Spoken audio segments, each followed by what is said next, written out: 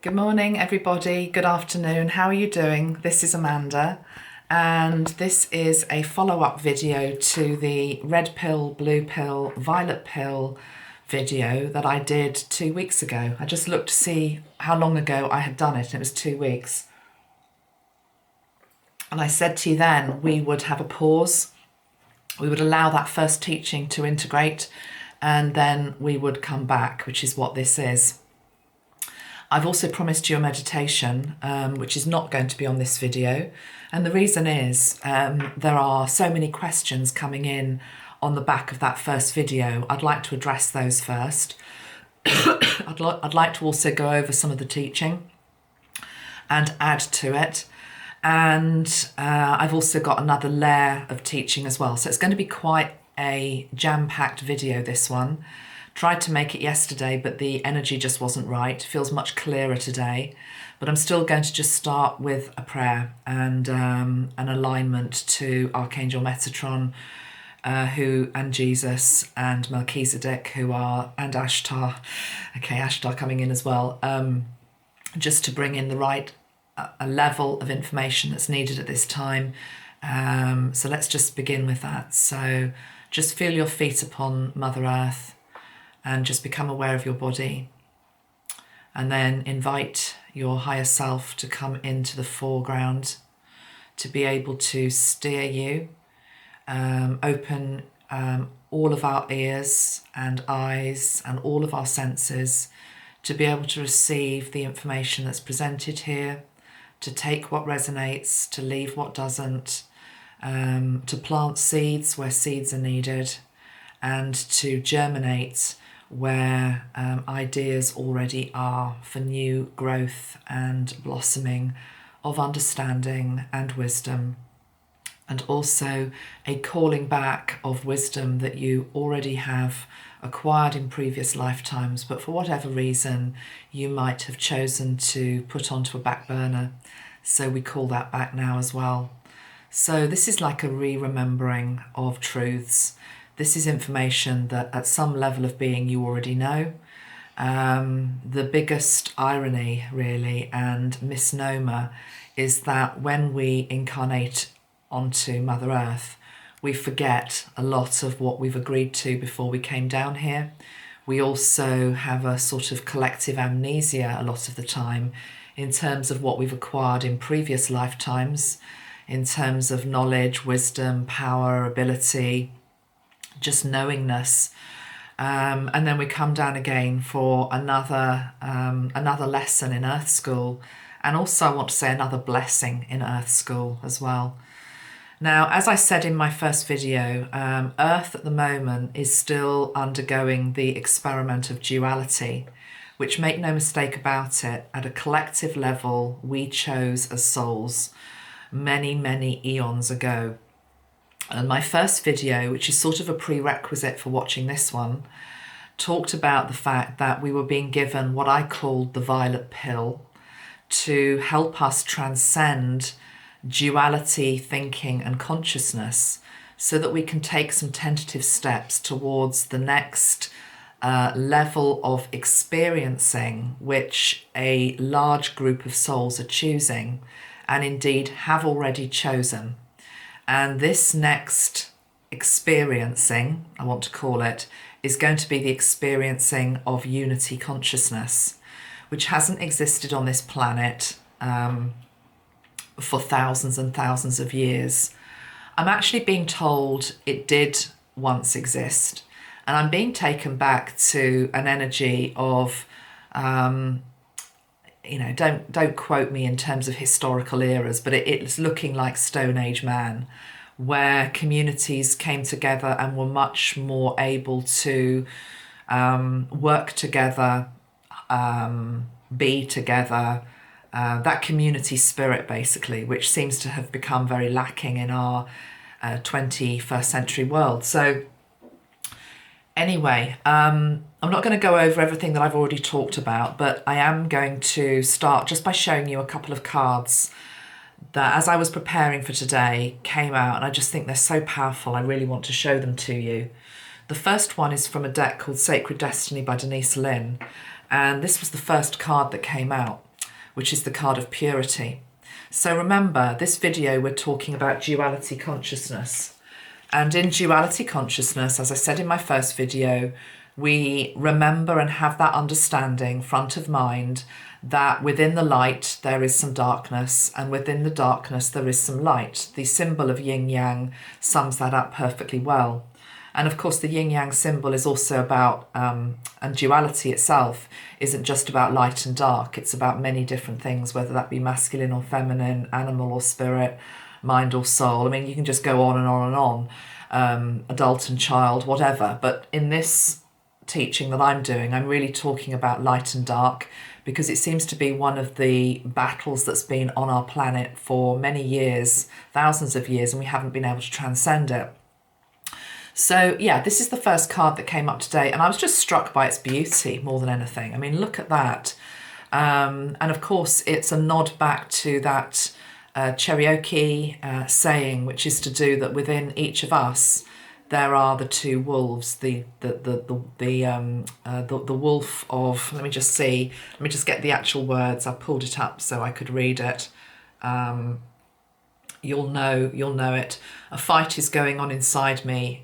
An old Cherokee is teaching his grandson about life. A fight is going on inside me, he said to the boy.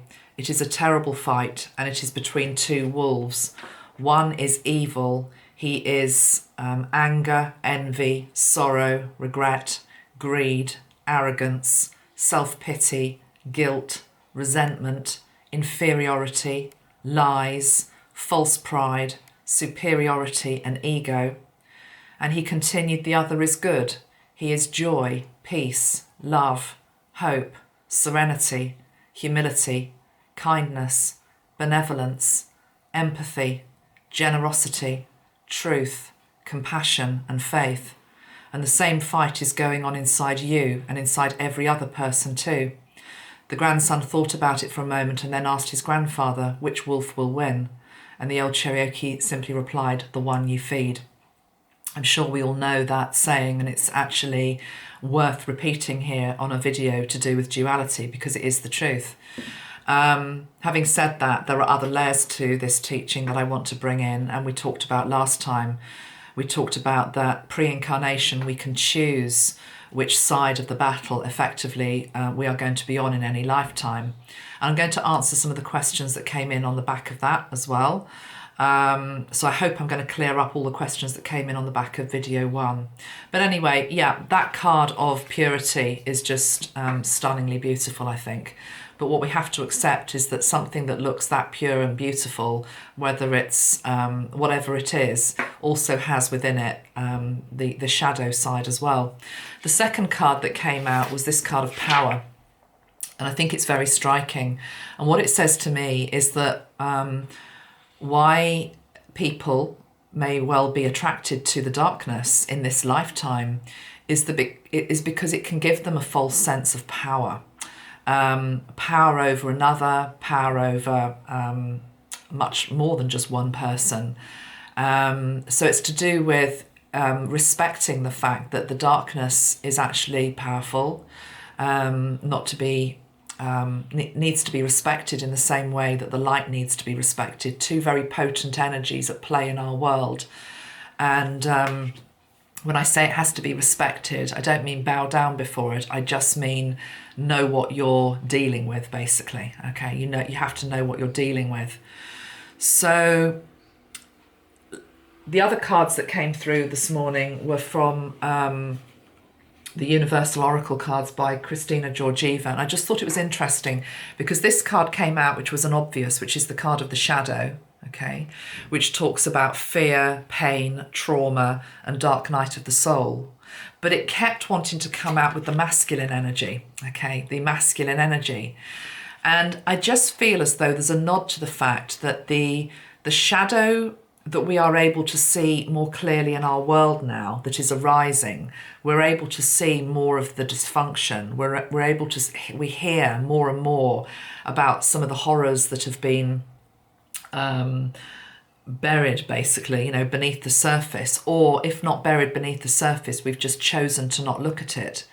But I feel as though the shadow card coming up with the masculine energy it's almost as though the masculine energy is a very direct, forward-hitting momentum, and it's as though this is to be exposed. You know, the masculine energy there is with a rocket. So it's almost as though I think a lot of us are struggling at the moment because what is coming up and being exposed in terms of maybe whether it's our political leaders, whether it's just the way that the world is, the way that the world operates, the fact that we're starting to understand and realise that our political systems are broken, a lot of our social systems are broken, a lot of the way that the money systems operate are broken or unfair. And it's like, well, how on earth are we going to tackle all of this?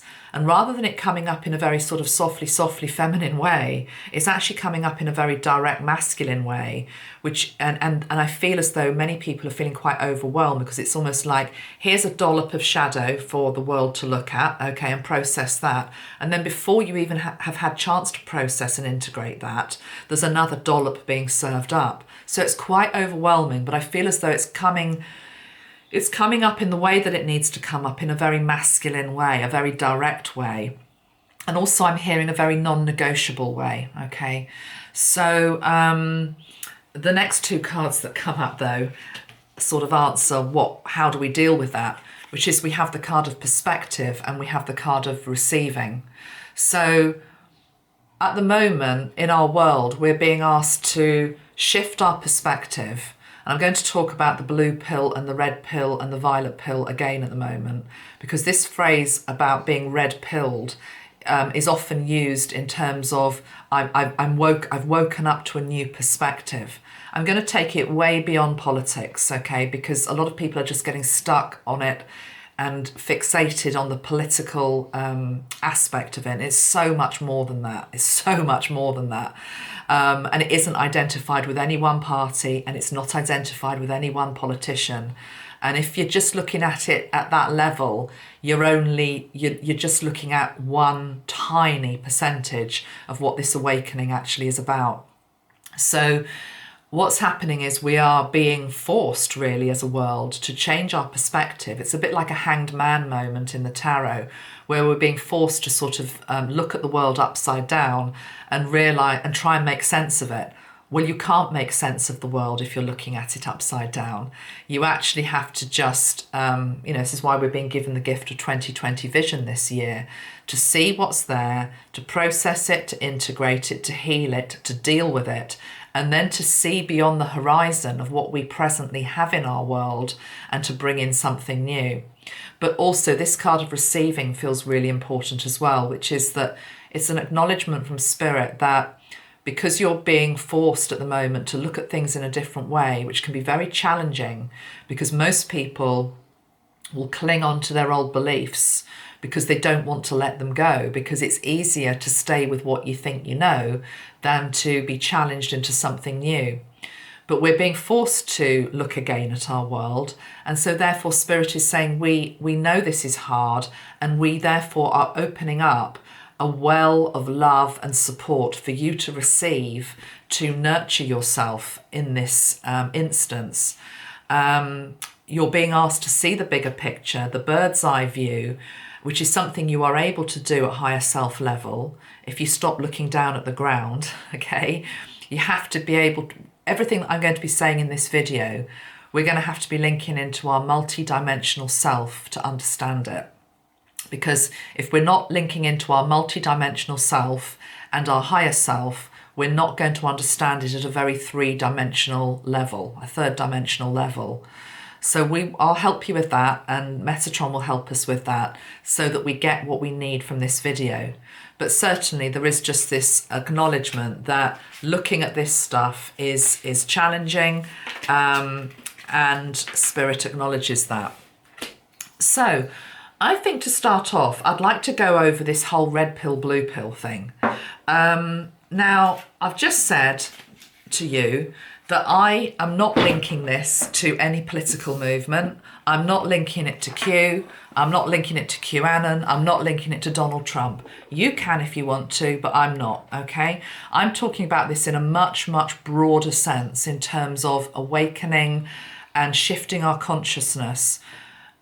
on a 360-degree level to everything in our world, everything in our world.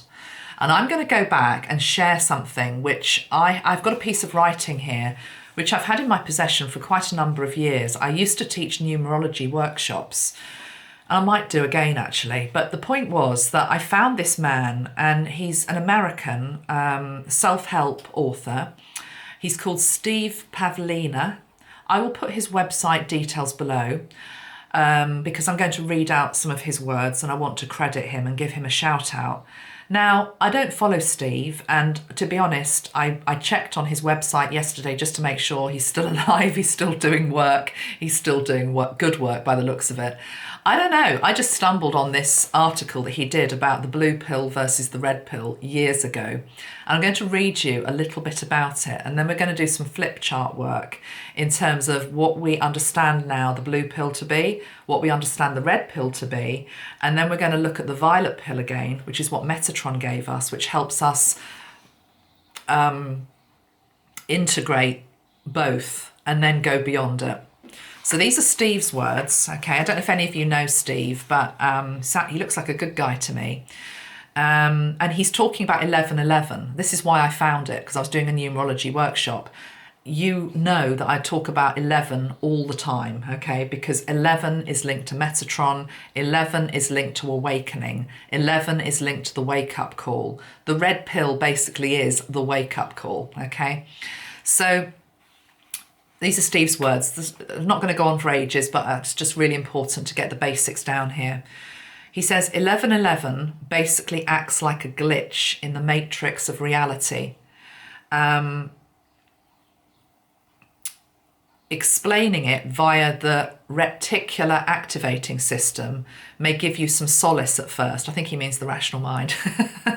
But given enough time, that answer will eventually prove unsatisfying. This leaves you with a couple of options. So he's talking about when you see 1111 repeatedly. Option 1 is to conclude that you're perpetually broken and that you've been infected with this stupid mental virus that keeps filtering your reality in a very peculiar way. Option 2 is to consider that perhaps reality itself doesn't work the way that you previously expected, and maybe, just maybe, these 11s are coming up constantly for a reason that you simply don't comprehend yet. Option 1 is the blue pill, option 2 is the red pill. Most people do their best to stick with the blue pill. They may cling to that pill their entire lives, but many will eventually swallow the red pill and see where it leads. I took the red pill, and I'd like to give you a glimpse to where it leads. My initial response to all those 11s that I kept seeing after swallowing the red pill and asking what it was all about was to exclaim, reality just can't work this way. It's simply not possible. But then I asked myself, what if it is possible? And what if there's some kind of intelligence behind it? What if something else is creating all these 11s in my reality as a way of trying to get my attention? When you feel ready, the next step is to ask to see the truth about reality. You have to intend that consciously or it won't happen. You say to yourself, I can see that my old model of reality is broken. I now ask to be shown what I have been missing. Let me begin to see reality as it truly is. Let my beliefs accurately reflect the true nature of reality. This isn't a decision to be taken lightly. The truth about reality is very different from what's taught in mainstream society. It can be very unsettling to see your old notions of reality destroyed, even when you know that they're inaccurate. Most people would rather cling to the familiar than see their lives turned upside down by such an immense shift in their beliefs. There is no point in asking for proof of what lies beyond the doorway of taking the red pill, because proof seeking is an artifact of an objective belief system. 1111 is a doorway, one of many, to a new level of existence. It's the introductory chapter to a greater understanding of reality. And instead of going through life as a hapless victim, 1111 shows you how to begin to create your reality. There are countless lessons to be learned along the way. And he goes on. So that's the gist of what he's talking about. And it always stayed with me. His article always stayed with me.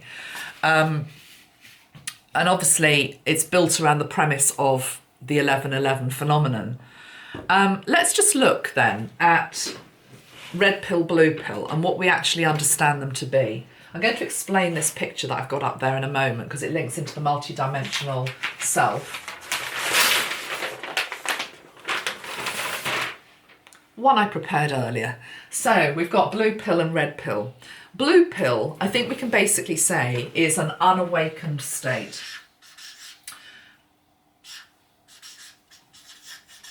So let's just put unawake. Okay, unawake. We could also say head in the sand.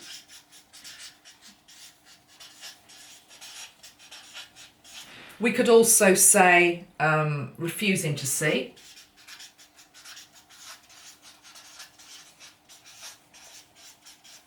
We could also put into that mainstream narrative.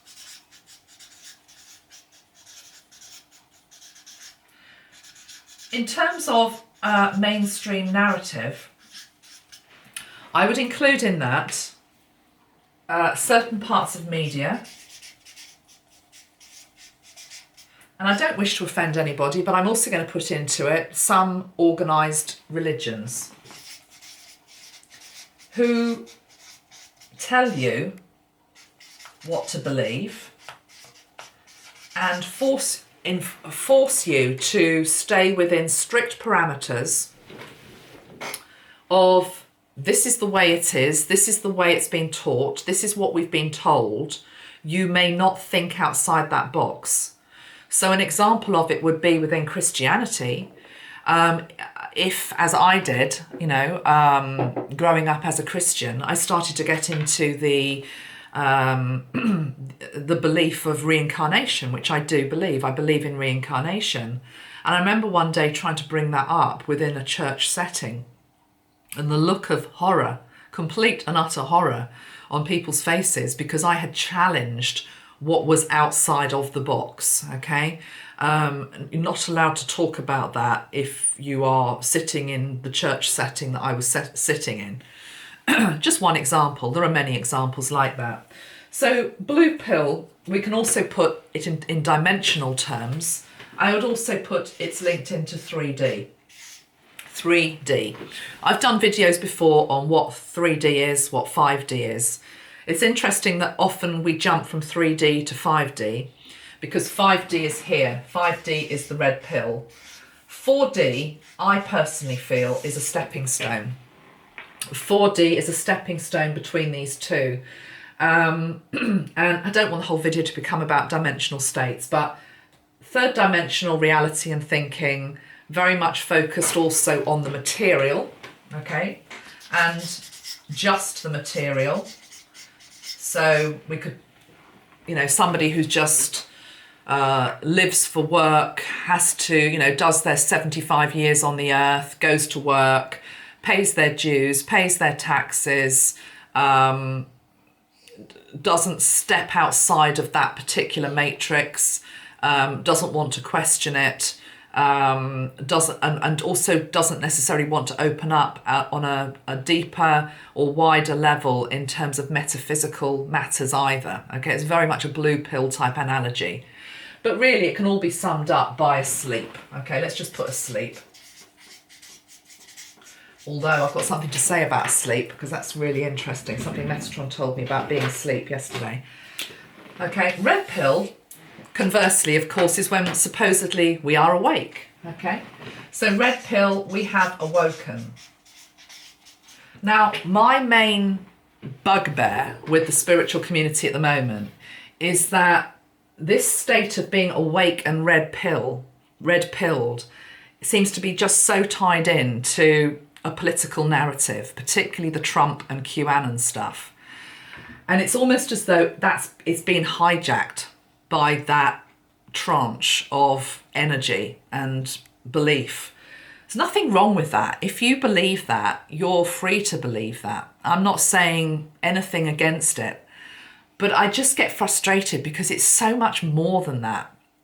And indeed, in terms of, for example, QAnon, it's a tiny little proportion of what it is to be red-pilled. And the other thing about it is that the misunderstanding at the moment in terms of red pill is that everybody, there's a consciousness out there online at the moment, which is that when we wake up, we all see the same thing. It's almost as though human nature has gone from a blue pill state where everything is very confined and we know what everything is, to suddenly we're awake and then we're just given a whole other new box. It's just a bit bigger, which is that if you don't, for example, follow that particular narrative, let's use QAnon as an example. I don't actually follow it, okay? But the point is, I think even my worst enemy isn't going to say to me, well, you're completely asleep and unawake, Amanda. I'm awake. I might just be awake in a different way from you, okay? And that's okay. And it's also okay that you're awake in a slightly different way to me.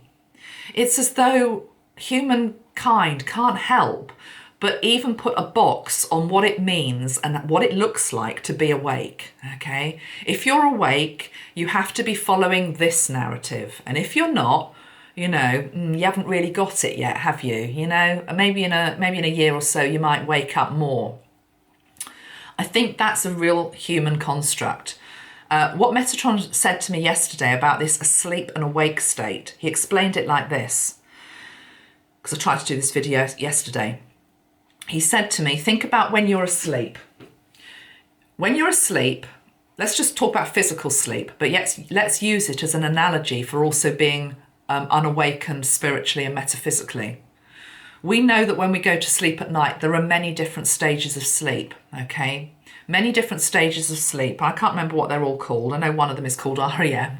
But, you know, there are different stages of sleep. There are different qualities of sleep. And indeed, there are other types of sleep, such as being in a coma, okay?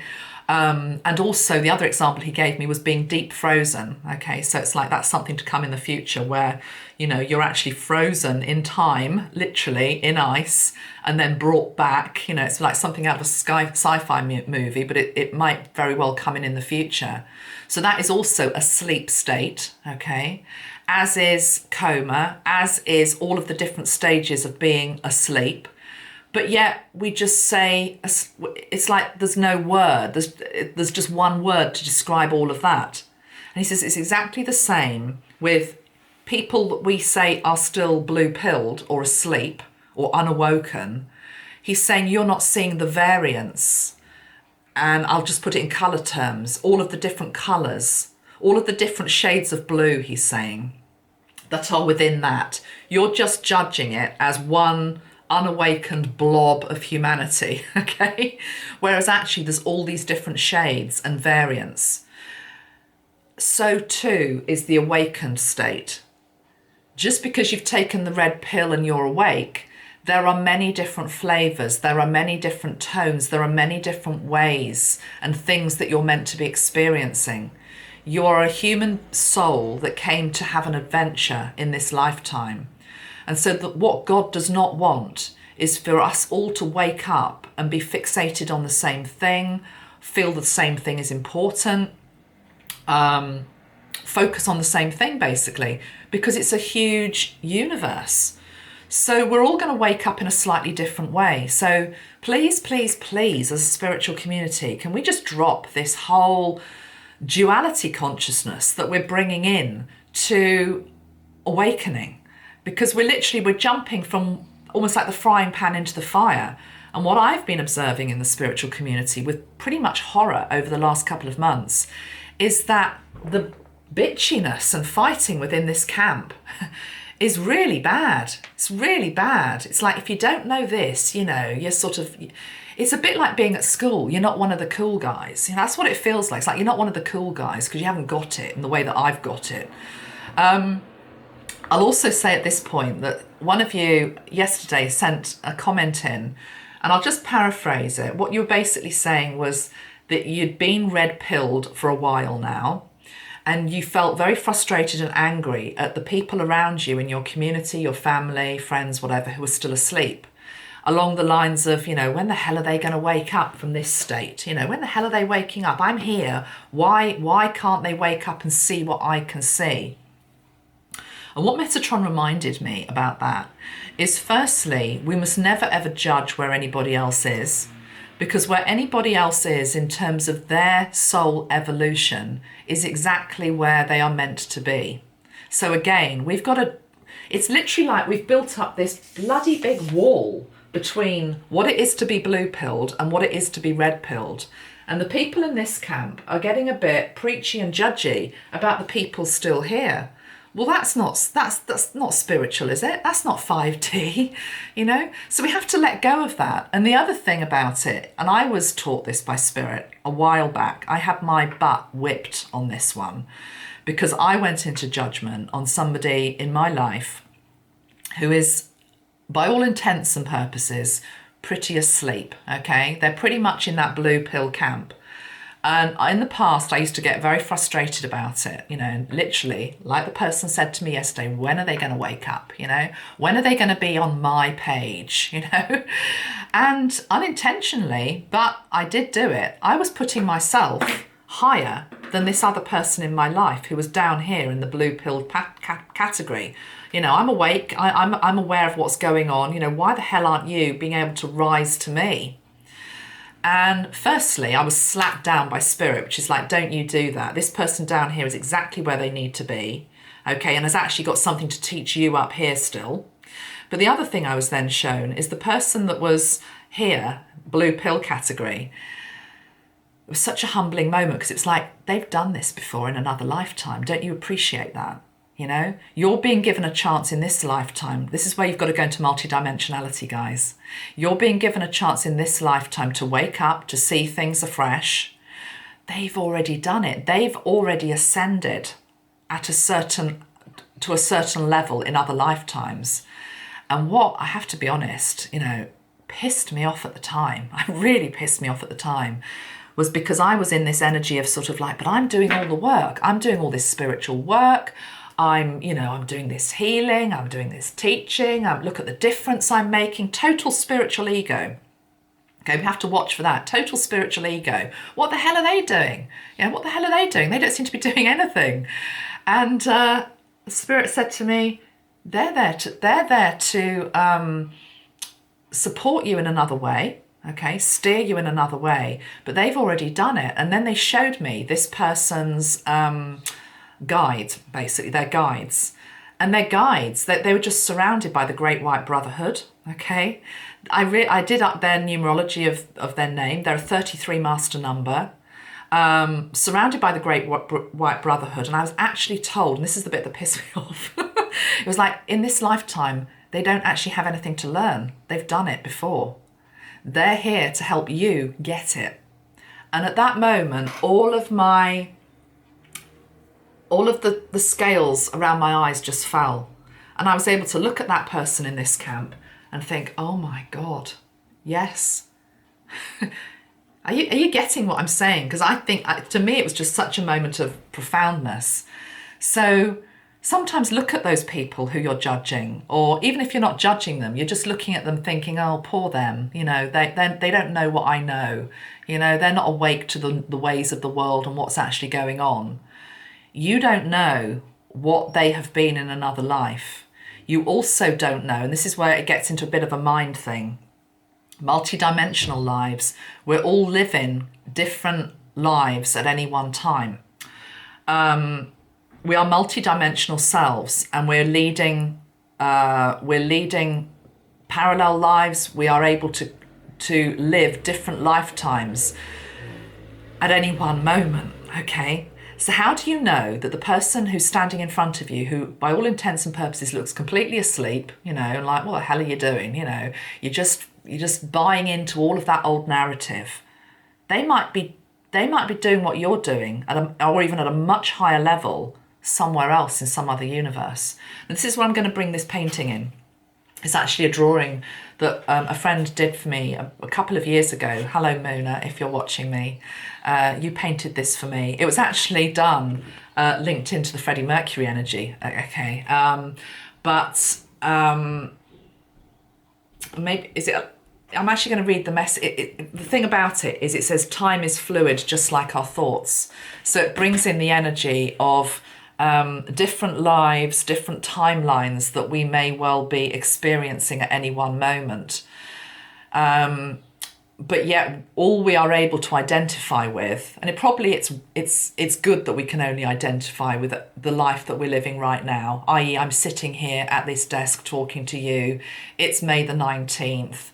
It's 10:30 in the morning. In half an hour, I'm going to need a cup of coffee and a break. Then I'm going to have my lunch. I identify with that lifetime, but I'm very well aware, for example, when I go to sleep at night, I'm living a different life. I am astral traveling all over the place. I just know I am. That is just as real a reality as the reality that's sitting here looking at you now. And in the same way that I'm sitting here looking at you now, there are other aspects of myself that are operating on different timelines and in different places. And it's almost as though this circle represents, to me, what's coming through here is the circle represents the soul, the essence of the soul. And the soul is just having a ball. It's just, it's playing all sorts of different games, all sorts of different roles in all sorts of different timelines. Because the point is, time is not linear. Time is not linear. Now, again, as soon as you go try and understand this stuff with your mind, you're going to go back into, oh God, she's talking a load of nonsense. What the hell are you going on about? Of course, I'm not living this life here and I'm living a life on Mars at the moment. Let's just switch the video off. Well, switch the video off if you want to, that's fine. But the truth is, you are a multidimensional self. And time is not linear. And as soon as you actually truly understand that concept, you start to see yourself in a completely different way. You start to see your consciousness in a completely different way. And you start to see the one that you might judge in a completely different way as well. So, yeah, this says time is fluid, just like our thoughts. And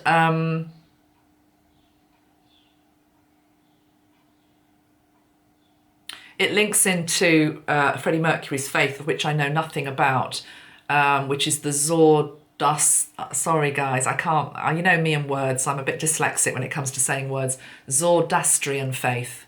And it's a channeled message from Freddie, and it said, "Greetings, Amanda. My family in India, Zanzibar and UK followed the sacred Zoroastrian faith. I too carried the simplicity and depth of their traditions in my soul." So anyway, I felt that I needed to bring this energy in today to help us understand that we are living... consciousness is just not what we know it to be, basically. It's just not what we know it to be. Let's just add a few more words here then to the red pill. Then we're going to go into the violet pill. So red pill is awakened. But what we mean by that is awakened at all levels of consciousness. So I'm going to put here as well, this is to do with multidimensionality.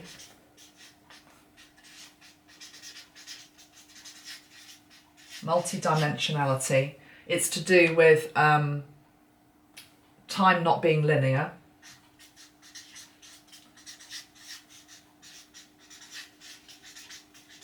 It's to do with multiple lifetimes at once.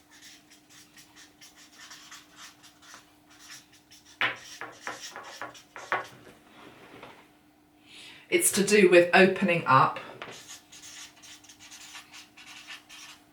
And it's to do with sovereignty. Sovereignty.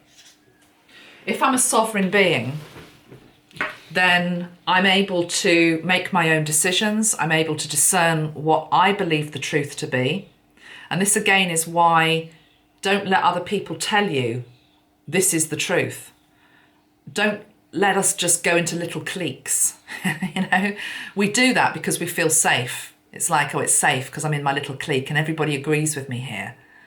But really, a truly awakened, red-pilled person can't be controlled, can't be manipulated, is life's eternal student who's just been given the treasure box, is what Metatron's showing me, you know, who suddenly understands that they're also the manifester. They're not the victim. Victim energy is very blue. They are, sorry, I just lost my train of thought. They're not the victim. They are whatever I just said. A sovereign. I used another word, but I can't remember what it is now, okay? And yes, it's fifth dimensional energy. And again, you can't, if you're truly awakened, okay, this is the thing about people that say they're red-pilled. I'm red-pilled, I'm woken up. I always say question mark to that, because if you're truly woken up and you're truly red-pilled, what it actually means is that you are adopting and living by fifth dimensional qualities of love, forgiveness, compassion, non-judgment, or you're certainly working towards it. So if you're throwing arrows at these guys that they're idiots and they, you know, what the hell are they doing? And you might not think you are, but sometimes you are. Sometimes we are. Sometimes we do that as human beings, okay? It's the shadow side of us that does that, okay? You know, come on, get it. Then everyone's going to wake up because it's all so good over here. That's not 5D. 5D is actually recognizing that everybody is sovereign. Everybody's entitled to be wherever they're meant to be on the planet. Right, let's bring in the energy of the violet pill then. I can't even remember what I said in my first video, but to me, the thing about it is that violet is made up of red and blue, okay? It's to do with a complete balancing and harmony, with making peace with both the awake and unawake within our society, realizing that everyone is where they're meant to be. It's also about being at peace and harmony with the, I want to say the awakened and unawakened parts of ourselves, because the truth is, just because you're red-pilled doesn't mean that you're totally healed. Of course you're not. So there's always going to be parts that still need healing. There's always going to be wounding. There's always going to be unawakened aspects to ourself, and it's getting to a place where we are discovering, integrating. It's the ever-evolving journey, basically, okay? Now, one of you, I'm really sorry, I haven't got your name to hand. Let me just see if I can find your name. Somebody has sent me a mandala in for the violet pill. Let me just see if I can find this lady's name. You're in Australia, is the first thing to say. Helen, I won't say your whole name, Helen, just in case you don't want me to. I'm not sure if you want me to or not. But anyway, Helen contacted me and said she wanted to create a mandala for me, which she did. But then she also created this mandala, which is linked into the violet pill. So, violet pill is starting to see everything and understanding the role that both of these play in our society. I know I've got questions to answer on both of these still, but let's just go with the flow of this video so far, okay? Being able to transcend duality is this. Let me just show you the image, okay? I'll try and put this up on my Facebook page so you can download it from there, and I'll put it up on my community tab of my YouTube channel so you can download it from there. It's usually a case, I mean, you're all watching me on different things. Some people are watching on the TV, so I don't know how you do it from there. But certainly from a tablet or a phone or a PC, I think it's usually a case of just clicking on the picture, doing the right mouse, and then you should be able to save it. But if you help each other out, basically, it's not rocket science at the end of the day. I can't attach this as an image to my YouTube channel because the comments box don't allow photographs, which is a bit frustrating. But anyway, I'll put this on my community tab and I'll put it on my Facebook page so you can print this out, and I'd like you just to meditate on it, basically. So what this is to me, I mean, what is it? Firstly, let's just link into it and see what you feel. And I'm going to spray violet, okay? I'm going to spray a violet spray, and let's just see what you get, and then we'll come back and we'll talk about it, okay? So we're talking about transcending duality. Violet pill. Spray the violet. Let's bring in the energy of that. What does that say to you?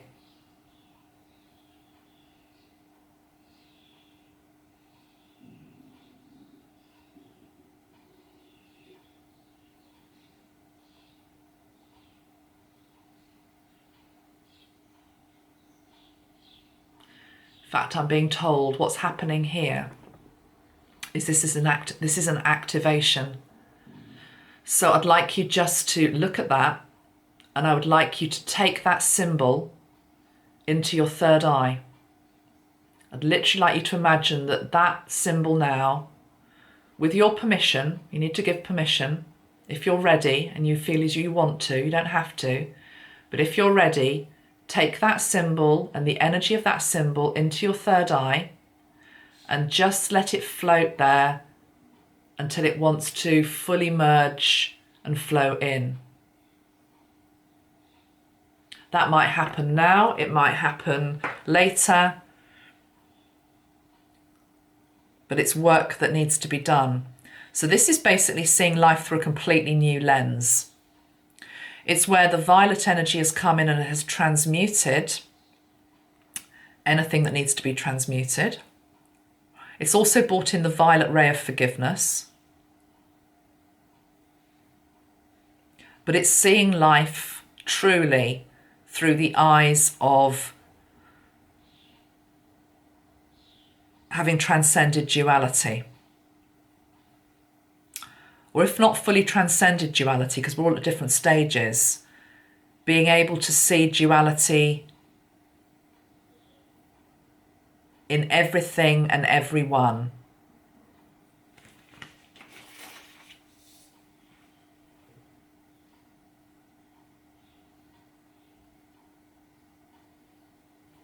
I'm just going to go straight to Metatron here just to try and channel something through on the violet pill. People who are ready for the violet pill, Metatron, and this energy, what is this really about, please?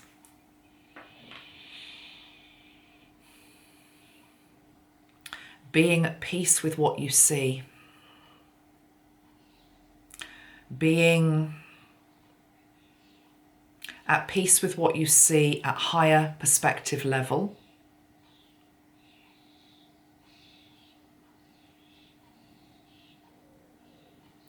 He's shown me violet and red, as above, so below. I need to show you another diagram to help you understand this, where we're going with this.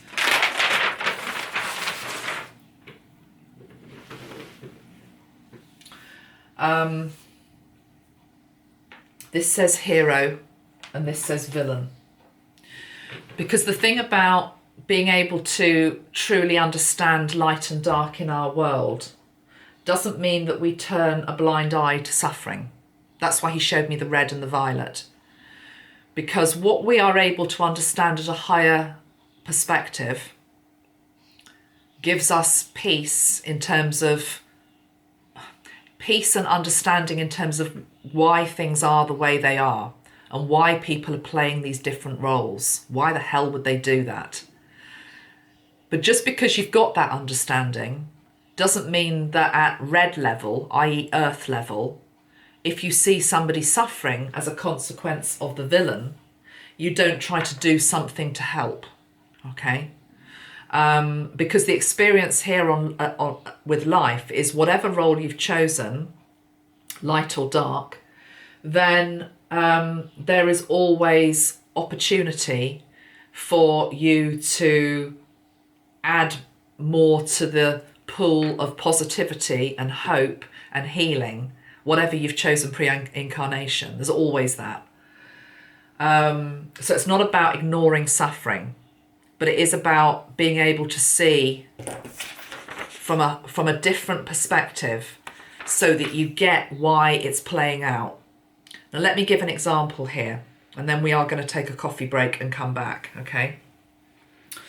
So here we've got our hero. This is somebody who in this lifetime has maybe signed up to be, maybe it's just a good person. Maybe they've also signed up to be that good person. Before they came down, they said, I'm really going to try to be whatever, a good father, a good mother, a good teacher, a good gardener, a good shop worker. I'm going to be a good scientist. I'm going to be whatever it is. I'm going to really come down to earth, and I'm really going to try and shine my light.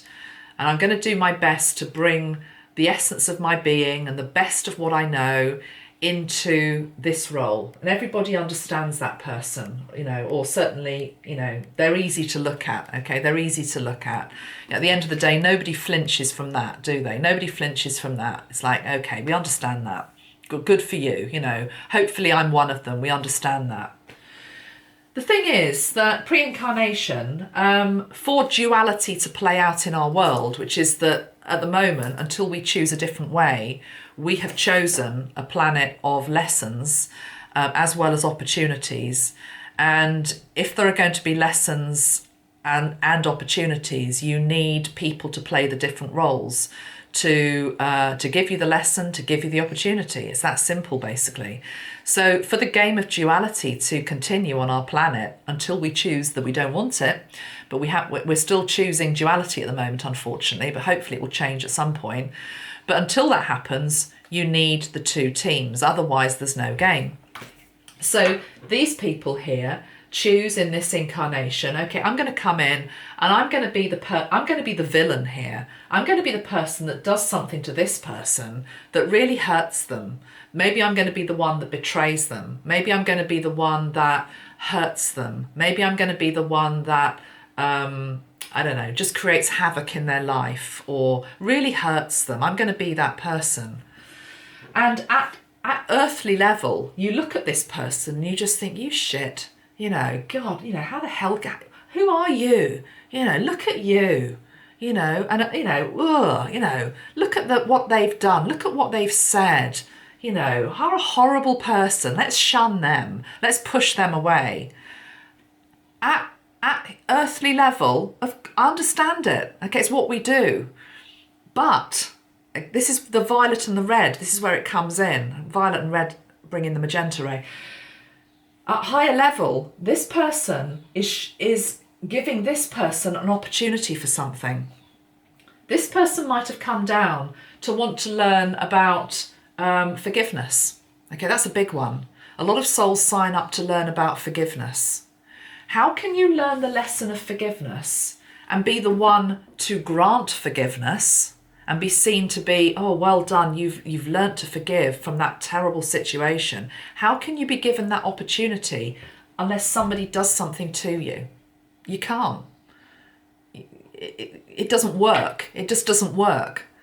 For you to be able to stand as the good guy, you know, who is able to practice forgiveness, who's able to practice compassion, who's able to practice humility, who's able to practice humbleness, who's able to practice virtue, you wouldn't even be able to see those qualities or even understand what they were unless you had the polar opposite in life.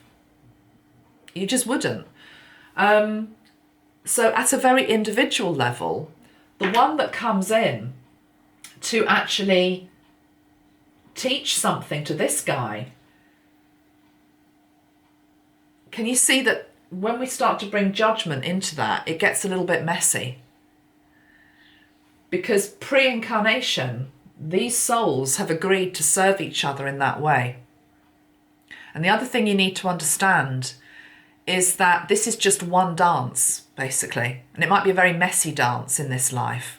But these two will have known each other in multiple lifetimes. The roles will have been reversed.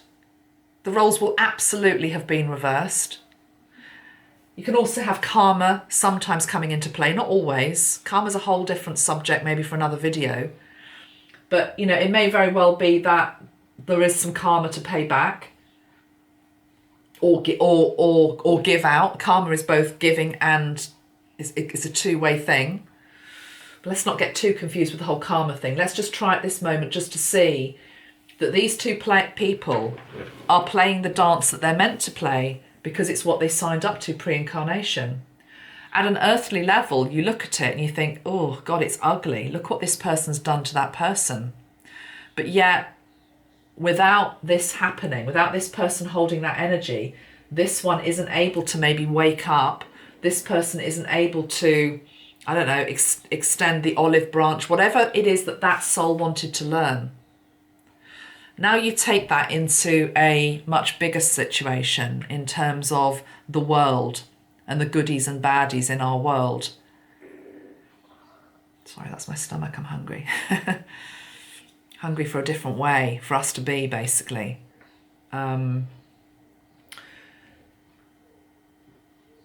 So if we think about it in colour terms, up here we've got the violet energy. We understand this, okay? We can see with the violet pill this higher perspective on why these things are happening. But down here on the red earth, it's painful, okay? Come back to our multidimensional selves.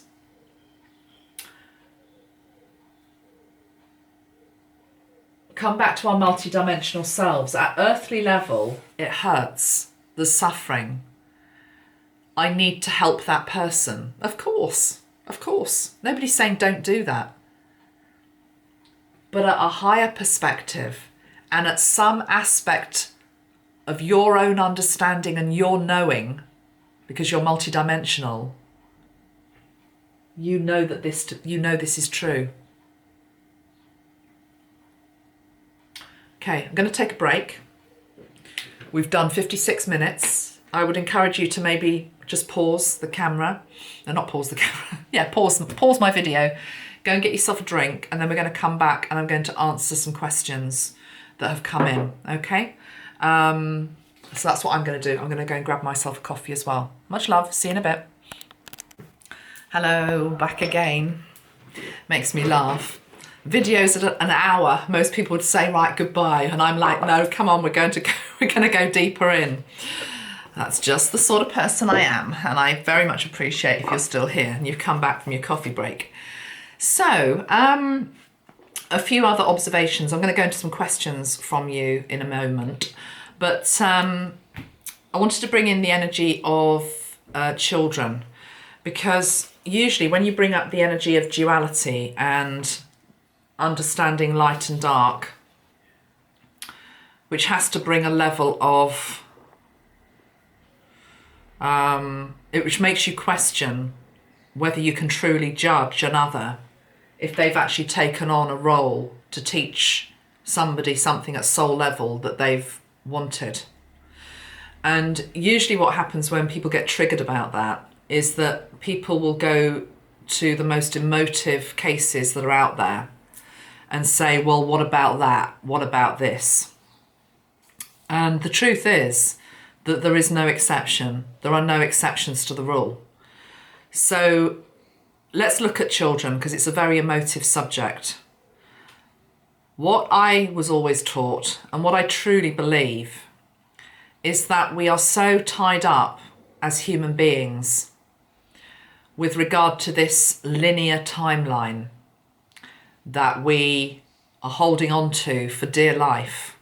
I'm actually being shown us as a species, and it's as though we're hurtling through space, clinging on to this piece of wreckage of the past, which is our belief that time is linear. And I tell you what, when as a species we let go of that piece of space junk, is what Metatron's calling it, our planet is going to, well, I mean, I'm not even being shown what that means, because it means it's another creation moment, is what he's saying. It's like my jaw's like, it's another creation moment. It's almost like another 7-day moment. You know, God created the world in 7 days. It's like everything just changes. But let's not get into that. Why was I talking about that? I was talking about timelines and children. Okay, what Metatron is saying to me is we're so fixated as human beings on time being linear, which is why many people can't even get their head around the fact that we're going to die. You know, it's like there are people out there who never think about death, who never think about it almost until they're on their deathbed. They never think about spirituality. They never think about their soul. They just push it away.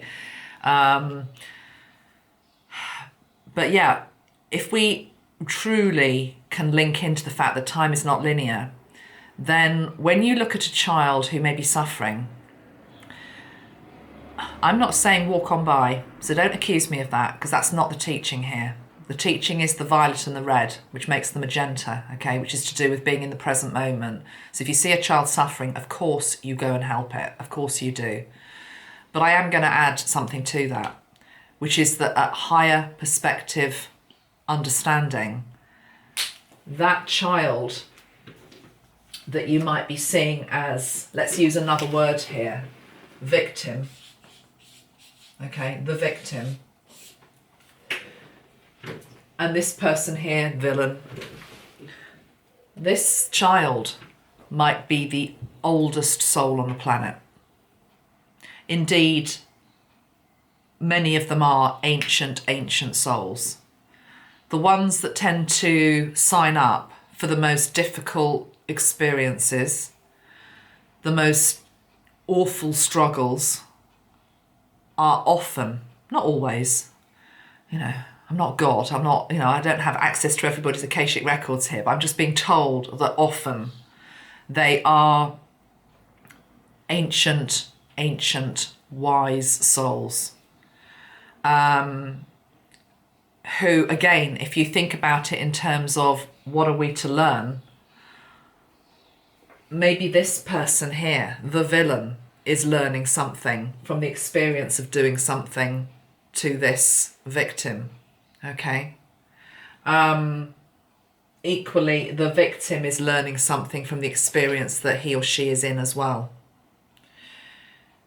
When you look at the child and you see this beautiful child, I'm a mother, so yes, I understand how hard this part of the teaching is, but it's important we address it, because if we don't address it, we're not addressing the elephant in the room. But you've got to start to see people as souls, including children. And when you start to truly see people as souls, not as their chronological age, you start to see everything from a very, very different perspective. And then when you bring into that the fact that certain souls are more, when I say older, I'm really talking about in terms of the depth of their experience and the number of times they've volunteered to come down here to either play a role where they want to learn something new, or they are part of the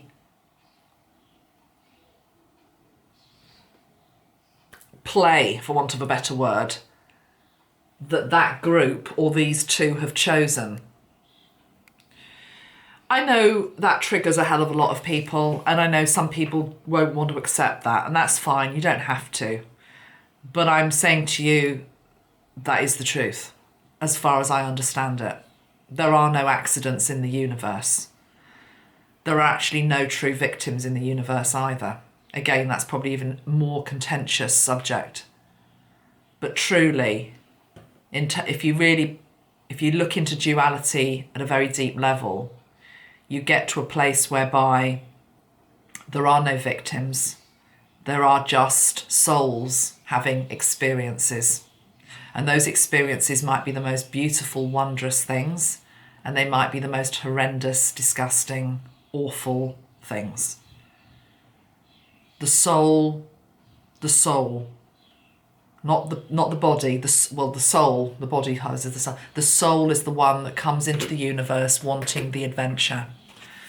And the adventure includes all of the rides. Okay, I'm just looking for the card of adventure.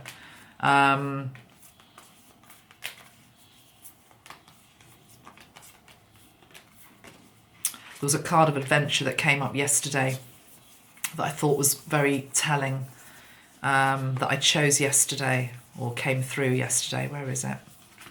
It's not wanting to show its face now. It's probably on the bottom of the deck. How weird it's not there. Anyway, there was a card of adventure, the soul wanting to have the adventure.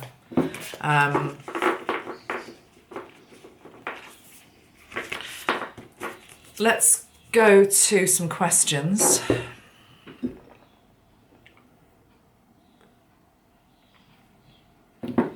You see, the other elephant in the room is the people on our world stage who've played the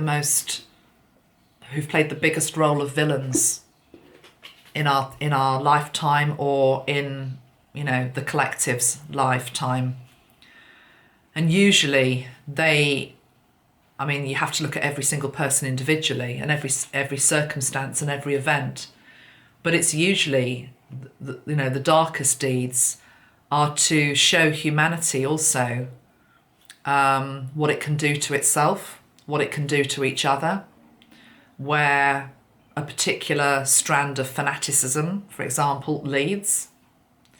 What man is able to do to each other when led. So these are questions that don't have easy answers, but there's always something that's a lesson that comes out of it. Let's just go to some questions now, and let me just see to be honest, I've just printed some out, so let's just see. I'm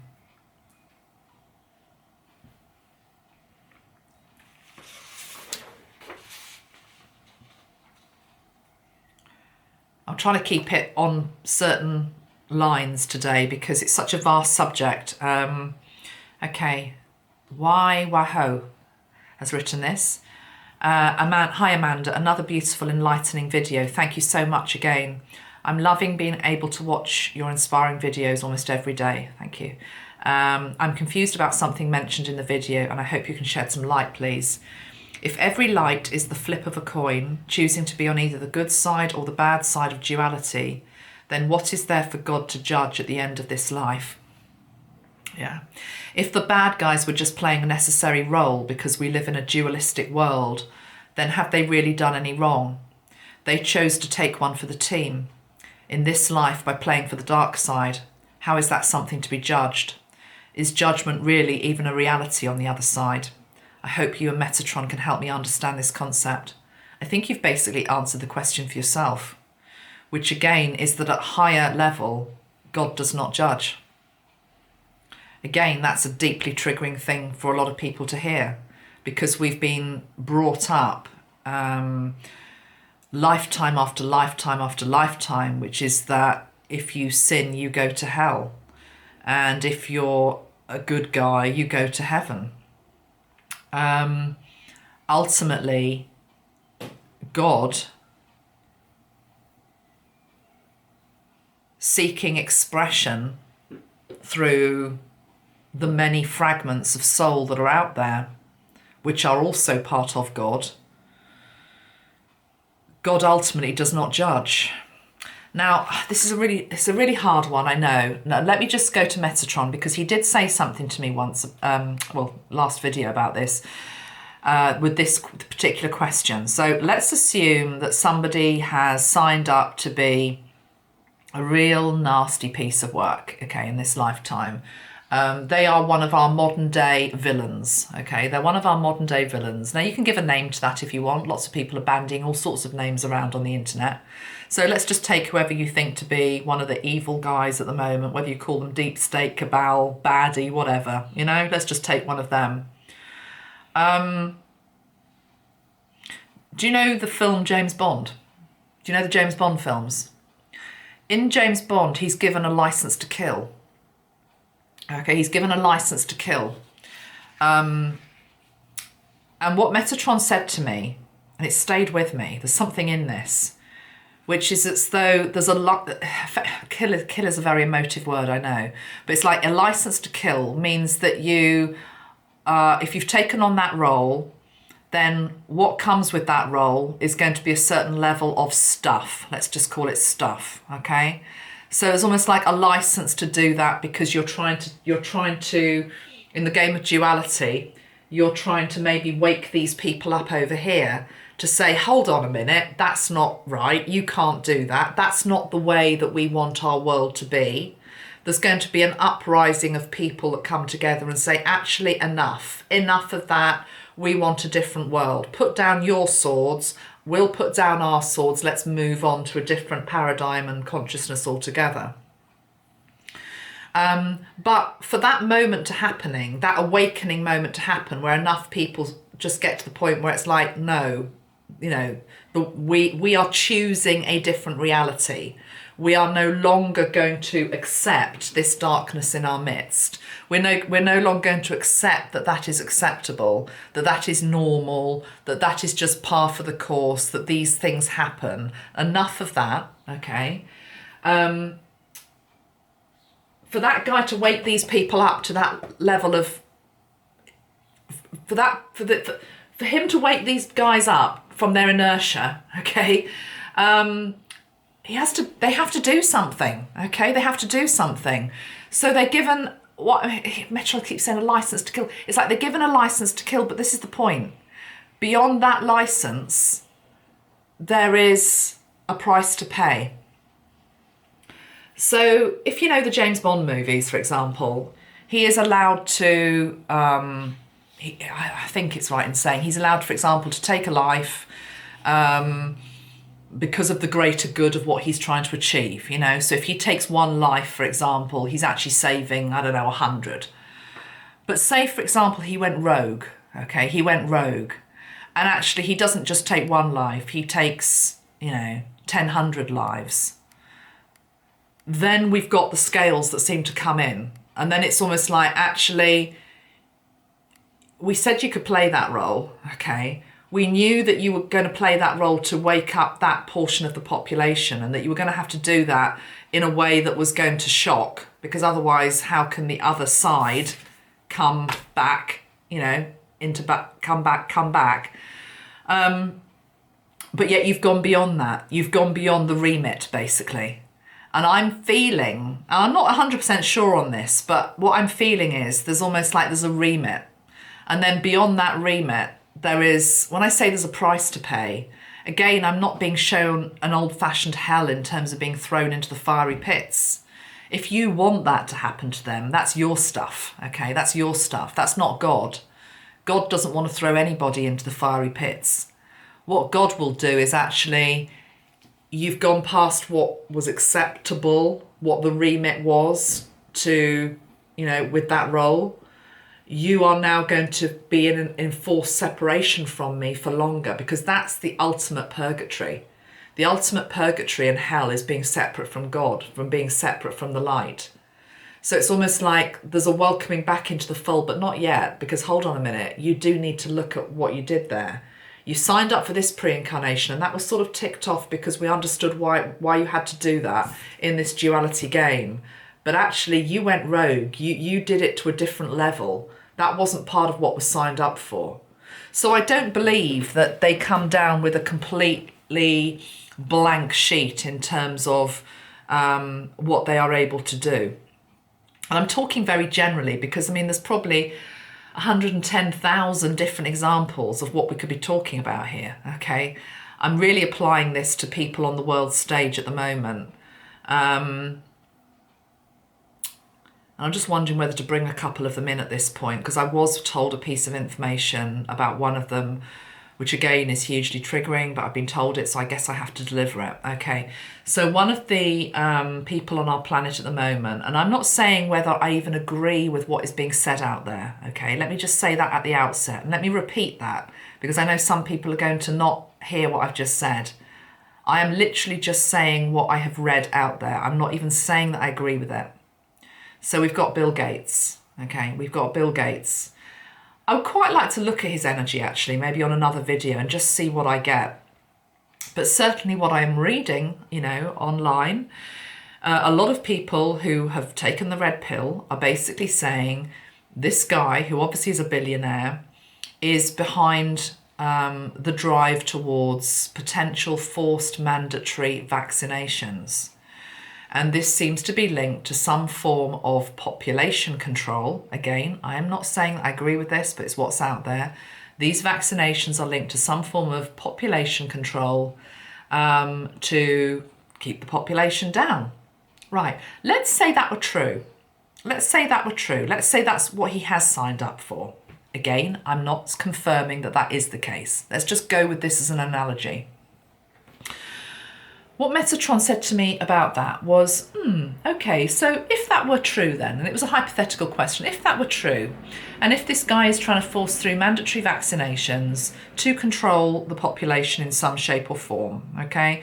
It's like we're literally at one side of the ring, okay? If that were true, he's on one side of the boxing ring is what I'm being shown, in a corner, very much with the dark energy painted around him, okay? It's like, whoa, we can see who you may potentially be there.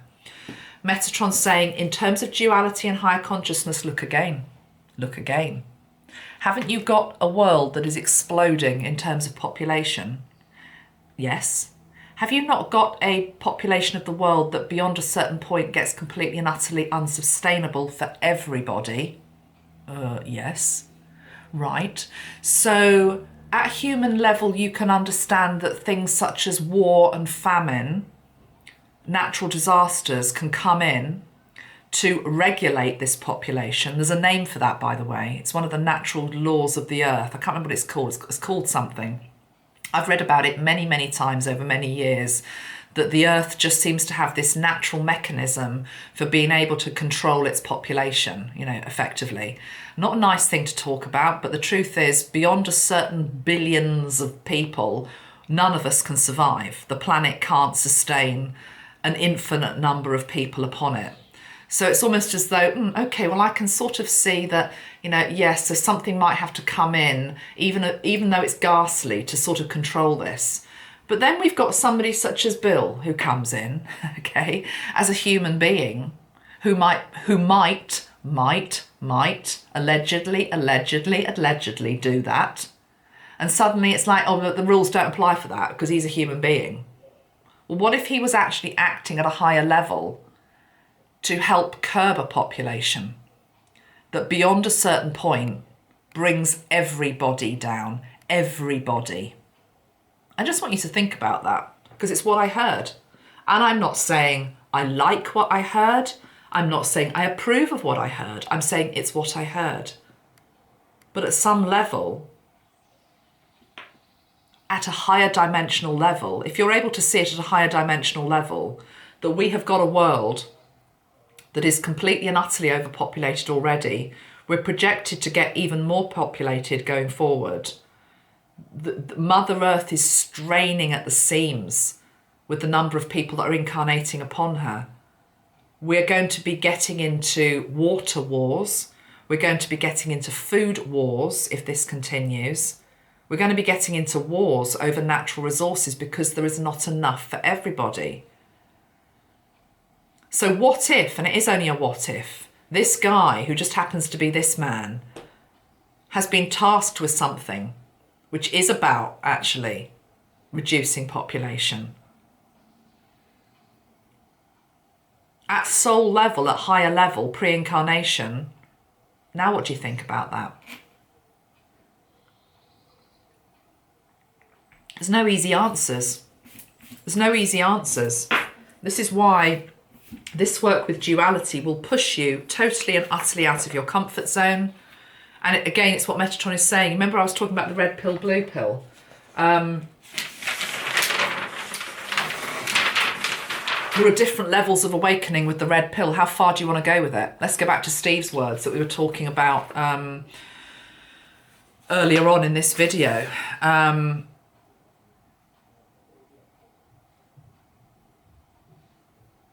It can be very unsettling to see your old notions of reality destroyed, even when you know they're inaccurate. Most people would rather cling to the familiar than see their lives turned inside out by such an immense shift in their beliefs. How far do we want to go with it?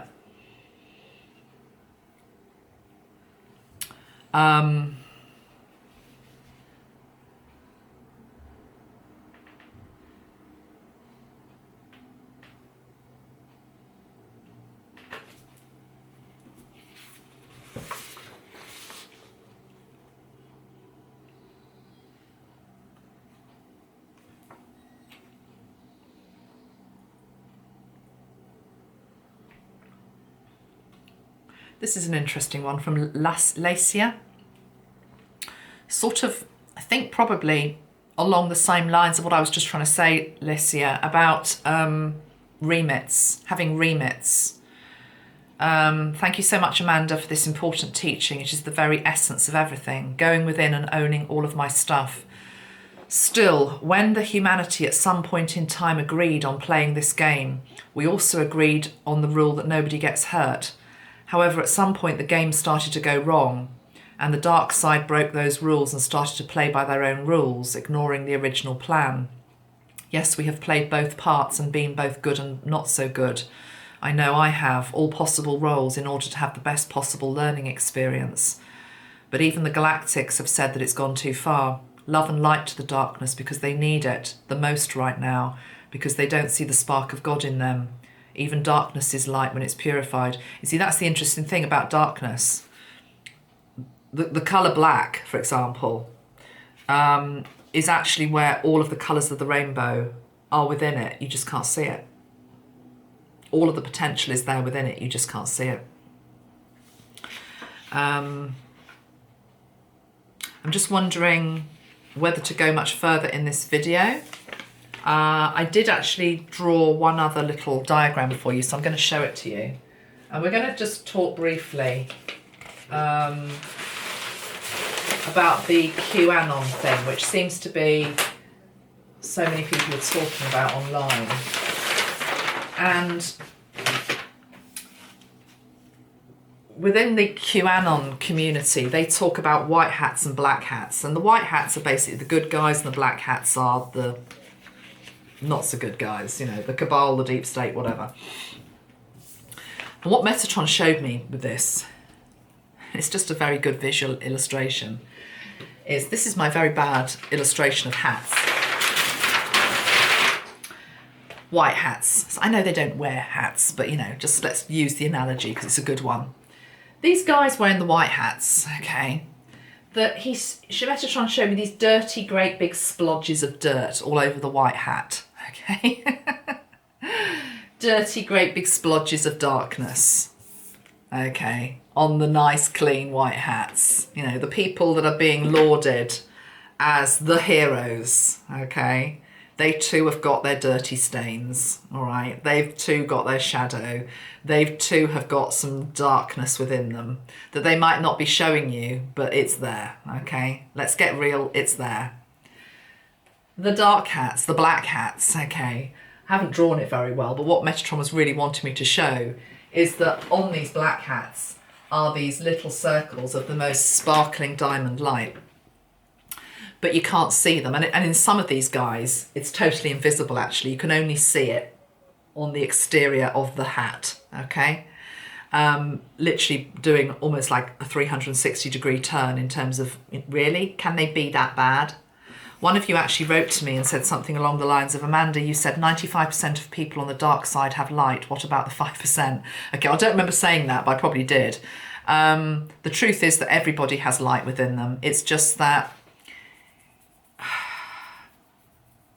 okay, what Metatron's showing me is, you know, when you've got a candle flame and that those old-fashioned snuffers, which were like a little pointed piece of metal, like a cap that you put over the candle to put it out. So he's saying in people that are playing a very dark role, it's as though the snuffer is over the candlelight. But he's saying it's almost like a trick of magic that if they chose to take that off again, the candle, it'd be like one of those birthday candles. You know those birthday candles that never properly go out? You blow them out and somehow they just come back to life. That's what I'm being shown.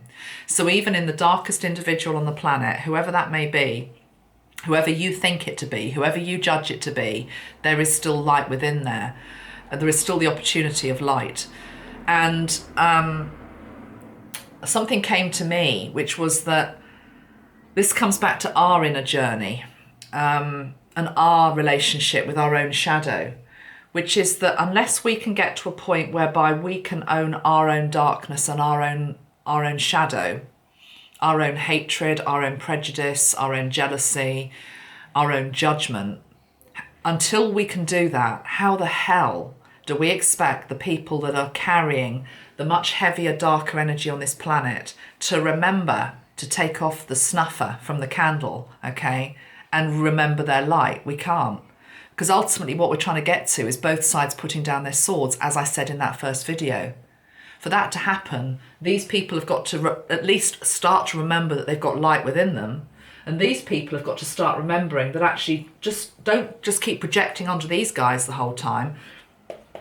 Look at the plank in your own eye, you know, rather than the splinter in your brother's. It's that energy of Christ teaching that I've been talking about. Until we can get to a place, this is the goal, that the darkness recognises it's got the light within it, and the light recognising that it's got the dark within it, and we're not projecting towards each other the whole time and not looking at our own stuff. We're not going to get to that place of putting down the swords and moving beyond duality. But I think the violet pill energy just helps us to start to see things from a higher perspective. You know, remember, this was about starting to understand why these people are playing the roles they're playing, why we may have chosen to play different roles in different lifetimes. Why would I have chosen to have been a bad guy in that lifetime? What was that all about? What did I learn from that? Maybe I learned about what the abuse of power feels like. Maybe I learned about what malice feels like. You know, it's not always about coming here to experience what does love and light feel like. Can I also just say, one of you said, it's a very important question, one of you felt quite demoralised because it's like, oh, Amanda, you've sort of said we've got this choice pre-incarnation in terms of what role we play. Are you really saying to us that as somebody who's like a light worker at the moment, we're working on ourselves, next time it's like flip of a coin and we come back as somebody dark? What would be the point in that? I can understand why you would say be demoralised by that. It's not quite what I really meant. For a couple of things to remember, you always have a choice.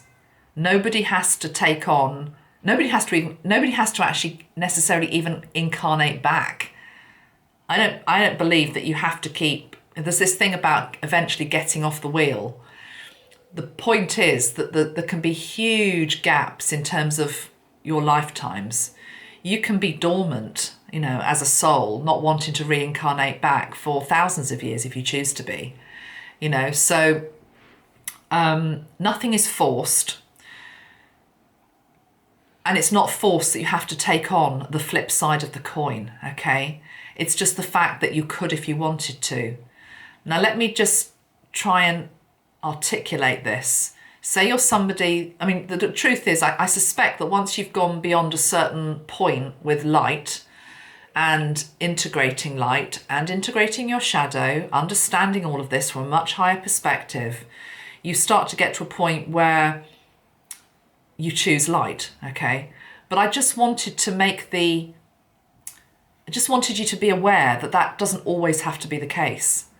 That you could have somebody within your soul group, say, you know, the people that you know now who are in your soul group, you know, 100 years from now, we've all passed over and you're all up there again, you know, in whatever dimension it is, and you're sort of sitting around and you're talking to each other, and one person in your soul group sort of says, oh, do you know, I think I've nearly ticked all of these experiences off my list, all of the adventures that I feel that I want to have for this moment in time anyway, but there's one thing I never really got to experience. You know, I never got to experience what it is to be, I don't know, abused or murdered or something horrible, you know. And the group sort of looks at you and it's like, well, you know, well, we've done that. Well, actually, it wasn't great, you know, and actually it was really difficult, and you don't really want to go back and experience that, do you? And this soul is like, no, I really do, because I've done 99.9% of everything else. I've experienced everything else in this universe has to offer, but I never got to experience that. What would that feel like to have my life taken away too early when I had so much potential? You know, blah, blah, blah. And then one soul in the soul group who is light, you know, who is embodiment of light, says, everyone else is like, no, we don't want to do that. We've done that before in previous lifetimes. We don't want to go back and play that role of baddie. We remember how horrible that was. We were thrown in a prison cell, rightly, okay? We were judged, rightly. We were condemned, rightly, on 3D level, I mean, in terms of the earth, not God. We don't want to go back and do that. You know, you missed your chance. And then one other person says, okay, you really want to do that, do you? And then you'll be content. You'll have crossed everything off that you've ever wanted to experience or do, good and bad. That will be it, will it? If we do it one more time and I play this role for you, will you then be content? And the soul says, yeah, I'll be content if I've just got to get that completed. And it's like, okay, I'll be that person. I'll be that person. And I'll be that person because I know you damn well. And you've done it to me before as well.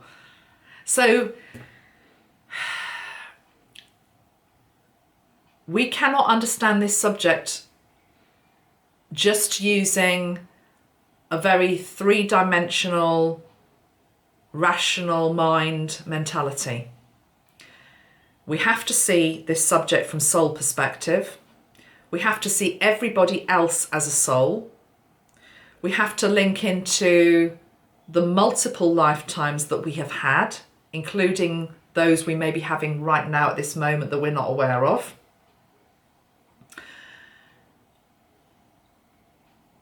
And we have to also appreciate that this dance of good and evil on our planet will continue until, as a soul group, a huge soul group, the oversoul group of humanity, decides, had enough of this.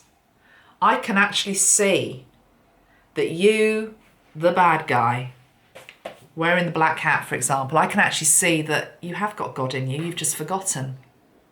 And this person suddenly thinks, and actually I've suddenly remembered that I've also got that black wolf within me.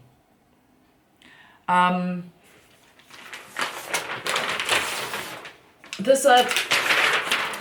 stumbled upon somebody's website earlier. Let's just see if I can find it again. This guy is called deanyong.com. I will put his website. He looks like a really young guy, actually. And it was where I was reading about the Cherokee, the wolves, the two wolves. And I've never seen anybody else write about this before, but he's written something at the end. So this goes beyond which wolf do you feed. I'm just going to read what he says. He says, in the Cherokee world, however, there's another version of the story, and it ends this way. The old Cherokee simply replied, if you feed them right, they both win. And the story goes on. You see, if I only choose to feed the white wolf, the black one will be hiding around every corner, waiting for me to become distracted or weak and jump to get the attention he craves. He will always be angry and will always fight the white wolf. But if I acknowledge him, he is happy, and the white wolf is happy, and we all win. For the black wolf has many qualities: tenacity, courage, fearlessness, strong-willed and great strategic thinking that I have need of at times. These are the very things the white wolf lacks, but the white wolf has compassion, caring, strength, and the ability to recognize what is in the best interest of all. You see, son, the white wolf needs the black wolf at his side. To feed only one would starve the other, and they will become uncontrollable. To feed and care for both means they will serve you well and do nothing that is not part of something greater, something good, something of life. Feed them both and there will be no more internal struggle for your attention. And when there is no battle inside, you can listen to the voices of deeper knowledge that will guide you in choosing what is right in every circumstance. Peace, my son, is the Cherokee mission in life. A man or a woman who has peace inside has everything. A man or a woman who is pulled apart by the war inside him or her has nothing. How you choose to interact with the opposing forces within you will determine your life. Starve one or the other, or guide them both. Starve one or the other, or guide them both. You see, that's what we do. We're in this polarity. We're pushing the darkness away. Guide them both. You see, to me, that's like guide them both back to the light. Guide them both. No, don't use the word light. God. Guide them both back to God. Remind them both that they are both of God. Can we do that? Can we think that the people playing dark roles in our lives and in our wider world are also an aspect of God? Can we? I don't know.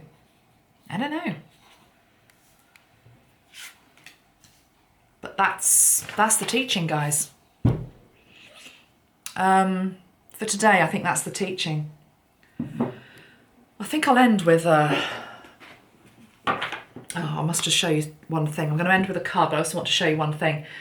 You know that I teach colour therapy and I've created my own system. I show you my sprays and all the rest of it.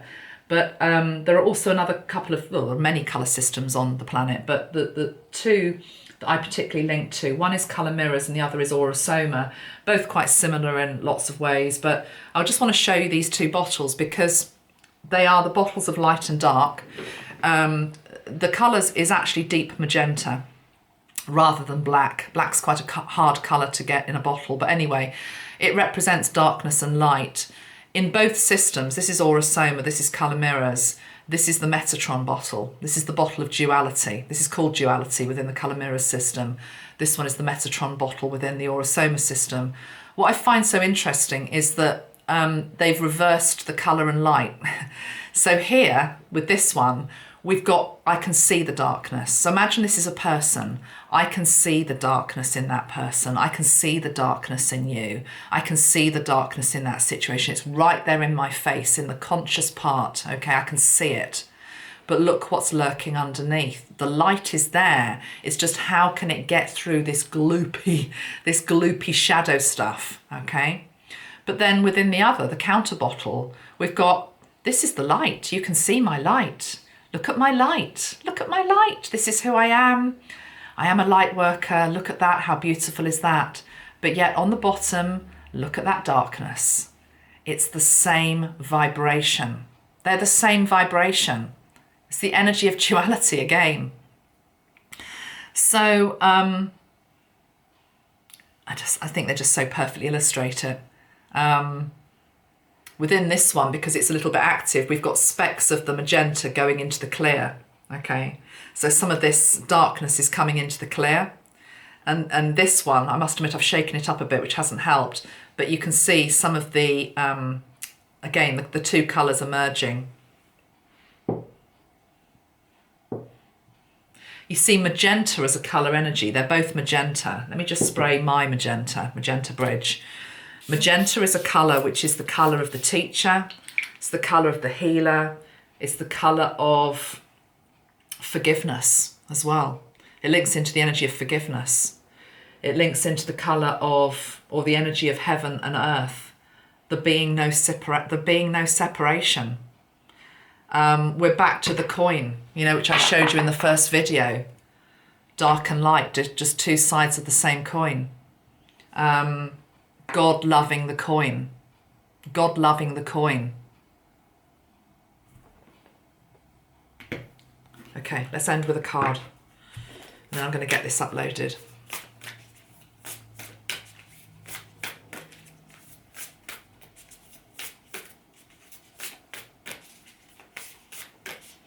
Thank you, Archangel Metatron, for being with us. Diligence. I was saying, oh wow, because the card is diligence, but look at that bird that's flying at higher perspective, and look what colour it is. The bird is black and white. It's also got a little bit of red on it, okay? It's a black and white bird. It's a higher perspective. At higher perspective, you understand why and how things may happen.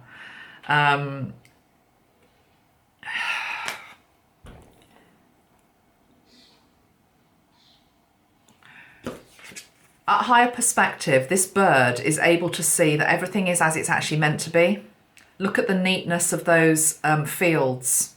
Look at the symmetry of those fields. Look at the patchwork quilt that lies beneath the bird that's flying through the clouds. Everything is actually as it's meant to be because it's the way that we have set it up to be. If we don't like the way that it is, we need to change the game. And you can do your part in changing that game by integrating your own darkness and by also seeing the light in those that you're judging as dark. There is not a single person on this planet that doesn't have the light still within them, even if, as Metatron showed us earlier, the snuffer is over the candle flame. Okay? Why would anybody who's totally dark and, you know, doing terrible deeds and all the rest of it, why would they choose to go to the light if they're not seeing that their counterpart is also integrating their darkness? It starts with us. It always starts with us. And on the bottom of the pack, you see, is the success card, and it's the card of the which shows the Black Panther. One of you said something about that card yesterday. I haven't got it to hand to show you now, but it was linked into the Panther is brave enough to go into the void. You know, we have created this reality that we are in. I will just bring two other teachers' teachings into this now, not to quote them because I don't know their teaching off by heart, but I remember reading a community post by Luna Ash a few weeks ago, and she is so on the ball in terms of being able to speak about this subject. And she was saying something along the lines of, she didn't use the word red pill, but it was something linked into, all these people sort of awakening to the evils in our world. It's as though the blindfold taken off and, oh my God, I never knew that child trafficking happened. I never knew that ritual abuse happened. I never knew that evil happened. Well, to that, I'm almost like, want to say, really? You have had your head stuck in the sand. But I know that sounds judgmental, because really it's like it has always been there in plain sight. But anyway, what Aluna was basically saying was, it's like you're awakening to that truth, but then you need to awaken to the next level of truth. Now, she didn't call it the violet pill, but it's what I'm calling it. She was saying that the real awakening effectively is when you start to understand this dance between the light and the dark. And I'm not going to quote her. You can maybe go back and look at some of her community posts. It was very, very good. The other teacher I'll give a shout out to that I really resonate with at the moment is Pamela Erlen, who's done some brilliant channeling work on some of the people in our society that we have really deemed the cruelest of the cruel. I think she's channeled Hitler, for example. I think she's also channeled Lucifer. I might try and do that myself at some point. But, there are other teachers out there, good teachers, that are there to serve if this is a subject that you really want to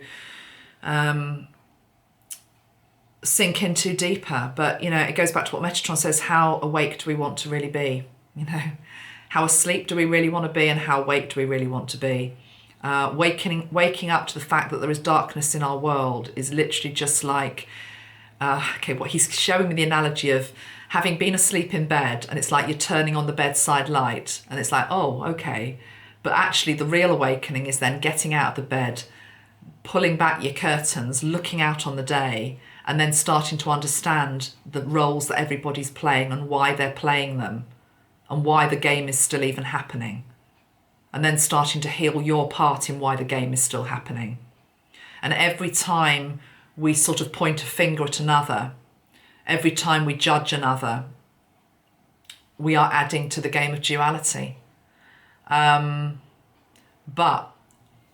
as I say, don't push that message away because it's hard to swallow, in terms of, what she's saying is, let's just not care about anybody. That's completely and utterly not what I'm saying.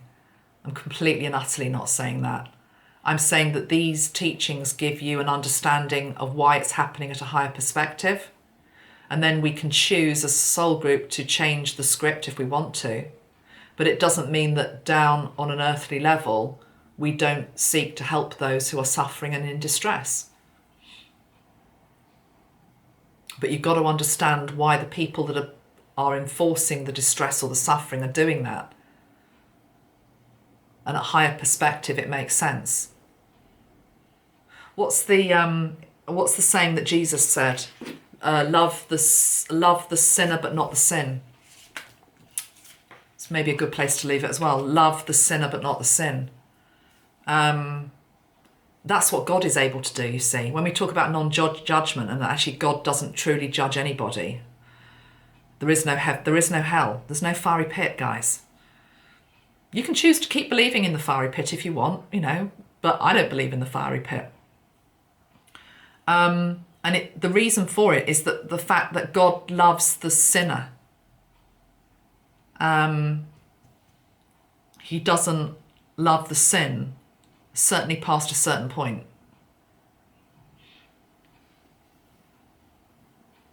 Why does he allow any sin in the first place? Because we as a species chose this experiment. If you believe God to be, the man on the cloud, the higher force, separate from you in some way, well, you can. But ultimately, we are all expressions of God. And our responsibility is that we chose this game. We chose free will. We chose to play this out. What God would invite us to do is are you tired of that yet? Are you tired of that yet? How many more millennia do you need to play that game out? You've been playing that for a long time, haven't you? It's like the parent calling in the children. It's like, isn't it time to put those games away? Is it time for something else now? Only we can answer that. Only we can answer that. Okay, guys. Go off and get yourself something to eat and drink, and don't go straight into the headspace of, oh, I've got another question. I mean, you can obviously give more questions. I'm not saying don't do that, but just try to let it process and integrate, because the thing is, with all of this teaching, I'm putting words to a teaching because you have to have words. But the greatest truth is that this is an energetic transmission. And if you choose to open up to it, you'll start to get it, which is why we've got this visual aid as well. Maybe I'll just put that up at the end just to refresh our memory. Everything that I've said in terms of words, that I might have tripped up on my words, you might have misinterpreted my words, there might have been a word that I've said in a certain order that hasn't made sense, it may very well not have made sense. Let that go, sink into this. This is the energy. We're moving into times where our learning and our teaching is going to be via all our senses, not just speech. And a lot of this new understanding of the way the world is via the violet pill comes through feeling and integrating it. It's bypassing the mind. The mind will always come up with, yeah, but what about this? What about that? I don't understand that. I don't understand. Just let that go if you can. Let your consciousness, your higher self, help you to assimilate this energy if it resonates with you. If it doesn't, let it go.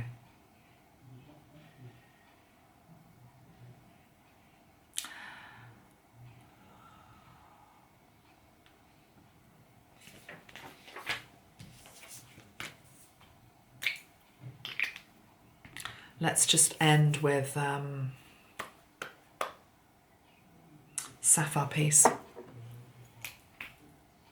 the energy of peace. When we can be at peace with ourselves, when we can be at peace with each other,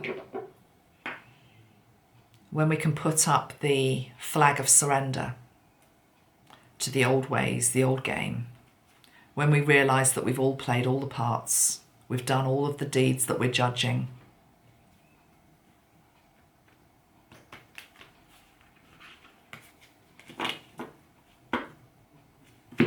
Much love. Take care of yourselves. I'll be back again soon. I know that was quite a heavy video in terms of teaching and whatever. So the next one I do will be a bit lighter. Don't know what. Take care of yourselves, guys. See you soon. Bye-bye.